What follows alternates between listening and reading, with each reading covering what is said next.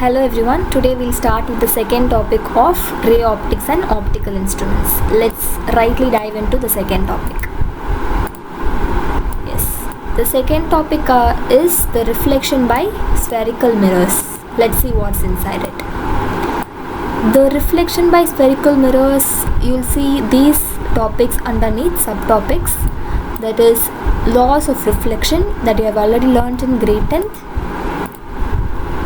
This consists of angle of reflection equals angle of incidence. That's the law of reflection. The incident ray, reflected ray and normal lie in the same plane. You know this, right? It will all lie in the same plane and it's valid at any point on the surface of the mirror. Reflection occurs only in mirrors. That's why I'm mentioning it as mirrors, concave or convex mirrors. And you'll also learn about the spherical surfaces, which is normal along radius. Spherical surfaces and the terminologies like pole, center of curvature, the principal axis and all you'll learn in this. That is, the pole means it is the geometric center of the mirror. That is called as the pole. And center of curvature is the center of the whole sphere. The sphere from which the mirror is cut, it will have a center that is called as center of curvature. And principal axis is the line joining the pole and the center of the curvature.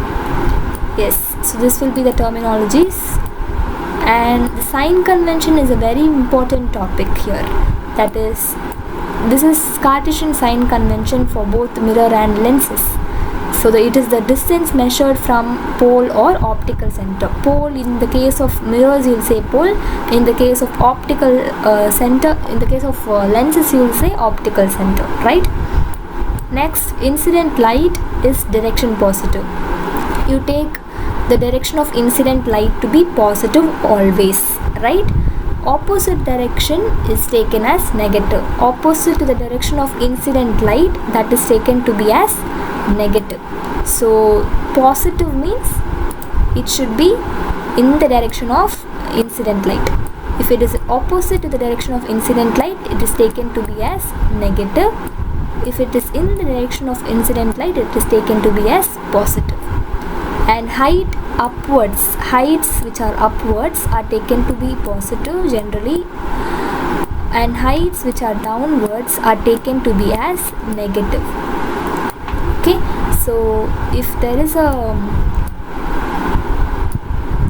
plane like this, if this is the height, it's positive. If it is below the axis, it is negative. And suppose you see the incident light rightwards, that is in the direction of incident light, then it is positive. If it is opposite to the direction of incident light, it is negative. So that much is what you have to understand. Yes, so this is all about the Cartesian sign convention. Next will be the focal length, which is the distance between the focal point and the pole.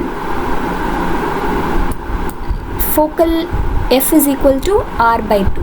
Radius by 2 will be giving you the focal. And you'll also learn about focal plane. Principal focus. Parallel rays converge. Means it is concave. It is concave mirror. And parallel rays appear to diverge from a point. If it is appearing to diverge from a point, then it is convex. If it is converging at a point, if the rays are converging at a point, parallel rays, the rays which are coming parallel, I'm sorry for the diagram, but yeah, if it's coming to be parallel and if it's all converging at a point, then it is said to be as concave. If it's coming parallel and if it's appearing to diverge from a point, then it's said to be convex. Then this is about the focal length. Then the mirror equation. The mirror equation is 1 by v. V is the image distance, 1 by u is object distance, 1 by f. F here is the focal length. So images, you have two types of images, real image and virtual image. Point to point correspondence present, right? So real images, the rays will actually converge. Virtual image means the rays appear to diverge. In that case you call it a virtual image. If the rays actually converge in a place, truly if they are converging, it is a real image, and it will have point to point correspondence. It's all about the images now. Now the ray tracing rules. Ray tracing rules. Parallel to principal axis, yeah, this should be taught. If it is parallel to the principal axis, then it will pass through focal length. And if it is through C, if a mirror is like this, if there is something like this, and this is the principal axis and this point, let us call it as C. If it is passing through C, it will if it's passing like this, it will retrace the same path. Fine. And if it's passing through F, so now let's draw a mirror, concave mirror. So let this be the point F. If it is passing through F like this, it will pass parallel to the principal axis. And next point says, if it is incident at pole, the mirror here, concave mirror, so this is our pole. I will take another color. So yeah, so this is our pole. If it is passing like this, it will form an angle of incidence I here. It will pass, it will reflect in such a way, that the angle of reflection is also equal, follows angle of reflection, which means angle of incidence here now equals to the angle of reflection. This is what is said.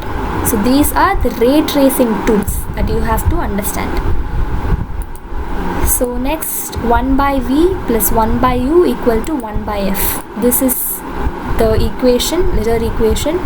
U is object distance, v is image distance, and f is the focal length. It is valid for all the cases of concave, convex and real and virtual images, right? Have to understand this. So yes, this is about the mirror equations.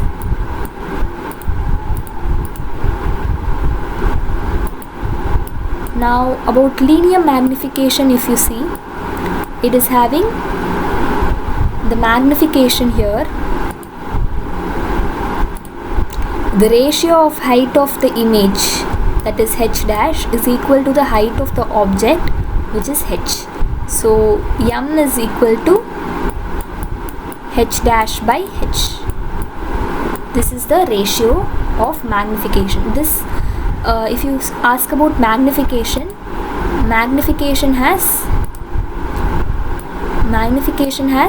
this is very important point, it has no units. It's a very important point that you must know. It's very important. Fine. Yes, let's come back to the normal.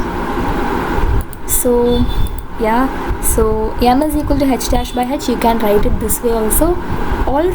You can write m is equal to minus v by u.